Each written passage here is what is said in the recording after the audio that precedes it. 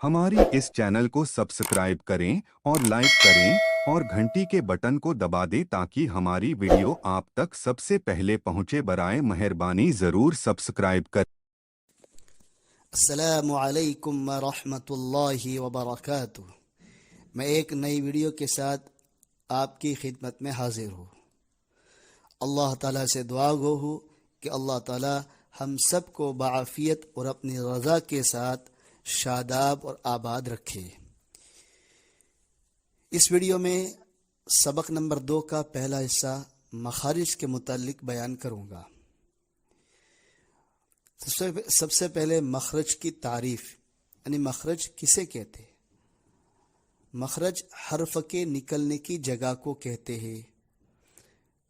किसको कहते हैं? हर्फ की निकलने की जगह जहाँ से होती है उसको मखरज कहते हैं। और ये हुरूफ तहज्जी जो 29 हुरूफ है, ये कहाँ से निकलते हैं?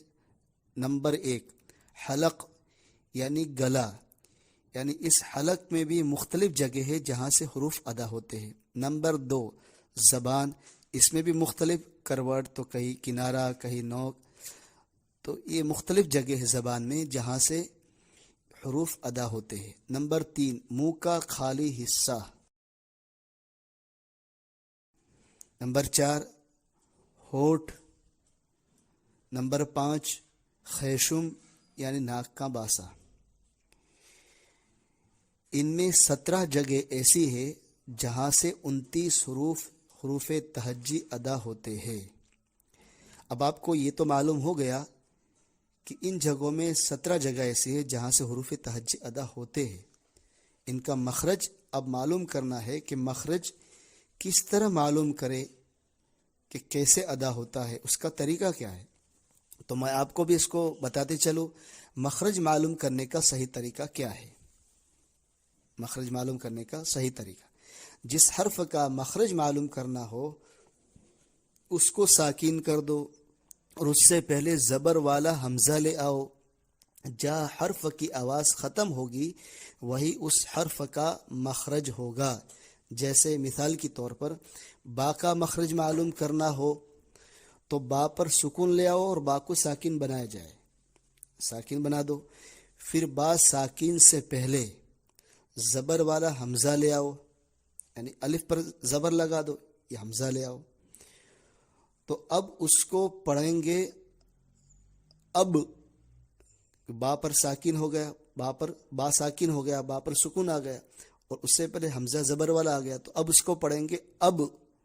तो बा की आवाज़ जहाँ ख़त्म हो रही है, यानी ऊपर नीचे दोनों होठों की तरी वाले हिस्सों के मिलने पर ख़त्म हो रही है, यानी दोनों ऊपर वाले होठ नीचे वाले होठ दोनों होठ है, तो दोनों तरी वाले हिस्से पर ये अब, तो ये तरी वाले हिस्से पर ये आवाज़ ख़त्म हो रही है, तो यही बा का मखरज है। बा का मखरज है यानी क्या है? दोनों होठों के तरी वाला हिस्से के मिलने से बा अदा होता है। इसी तरीके से अत, ता साकिन उससे पर हमज़ा ज़बर वाला दिया, अत सा साकिन उससे पर ज़बर वाला हमज़ा ला दिया, अस वगैरह वगैरह। इस तरीके से आप उस हर्फ को साकिन बनाकर उससे पहले ज़बर वाला हमज़ा ला देंगे और पढ़ेंगे, तो जहाँ उसकी आवाज़ को ख़त्म हो वहाँ उसका मखरज होगा। अब मैं आपको इसी के साथ साथ दांत और दाढ़ों के नाम भी, पर 32 दांत बोला जाता है, उनमें से 12 दांत और 20 दाढ़ें हैं। उनमें सबसे आगे की तरफ जो है ऊपर के 2 दांत है, जो सबसे पहले ऊपर के 2 दांत, उसको सनाया उलिया कहते हैं। मैंने इमेज में भी शो करूँगा, इंशाल्लाह आप वहाँ भी गौर करेंगे तो आपको समझ में आएगी। मैंने इमेज में सिर्फ सनाया उलिया लिखा है। सनाया कहते 2, उलिया कहते ऊपर, तो उसको सनाया उलिया कहते हैं। और उसी के नीचे वाले 2 दांत को सनाया सुफला कहते हैं। फिर उसके बाद दाएं और बाएं ऊपर नीचे एक एक दांत को रबाई कहते हैं, और ये 4 है। सनाया उलिया ऊपर के 2 है, सनाया सुफला 2 है, तो ये भी 4 हो गए। और उसके बाद वाले जो मैंने बताया रबाई, یعنی پھر اس کے بعد دائیں اور بائیں ثنایا علیہ کے بعد والے، اس کے بعد والے بائیں اور دائیں اوپر نیچے ایک ایک دانت، اس کو ربائی کہتے ہیں، یہ بھی 4 ہے۔ پھر اس کے بعد دائیں اور بائیں اوپر نیچے ایک ایک دانت کو اناب کہتے ہیں، یہ بھی 4 ہے۔ پھر اس کے بعد دائیں اور بائیں اوپر نیچے ایک ایک دانت کو، جس کو ہم ڈاڑھ بولتے ہیں، اس کو زواحق کہتے ہیں، زواحق، یہ بھی 4 ہے۔ اس کے بعد دائیں اور بائیں اوپر نیچے 3 دانت ہے، جس کو ہم ڈاڑھ بولتے ہیں، اس کو طواحن کہتے ہیں، طواحن کہتے ہیں۔ آپ امیج میں دیکھیں گے فوٹو میں تو آپ کو پتہ چلے گا، لکھا ہوا ہے طواحن کہتے ہیں۔